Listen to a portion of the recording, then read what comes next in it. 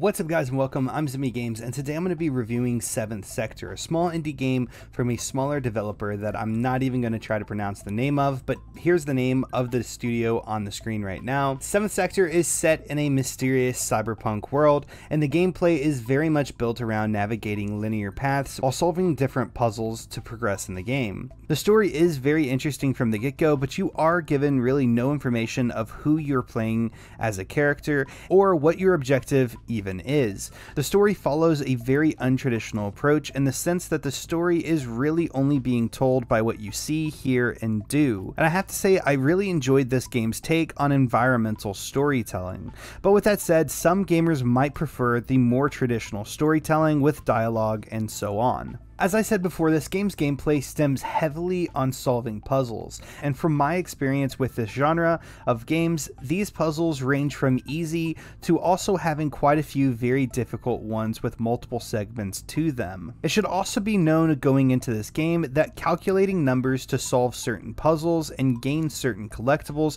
is also a thing. So if you are a person who absolutely despises puzzles or doing math, well, you've been warned. When starting the game, you are also given very little instructions on how the game is actually played. So for me, it took a few minutes to really wrap my head around the controls and what I was supposed to actually be doing. And speaking of the controls in this game span from being average at best to terrible at worst.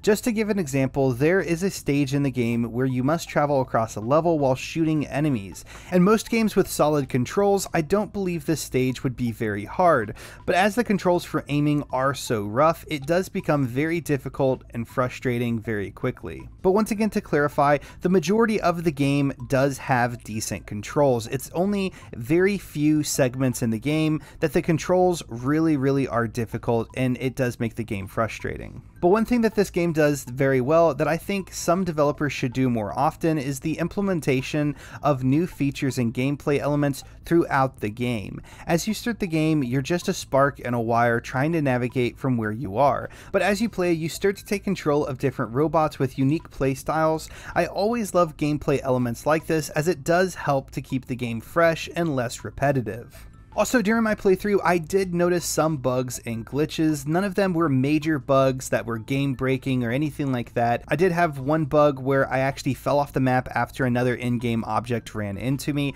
and I was infinitely falling off the map for about 30 seconds until I pressed the start button and restarted the checkpoint. And another more notable glitch that I did run into was just a graphical error where instead of water coming out of a pipe, it just showed black bars where the water should have been coming out of the pipe. But for the price of $19.99 US, as well as most players being able to beat the game within 6 to 10 hours, and this game having multiple endings, I think that there is a decent bit of value in replayability for this game.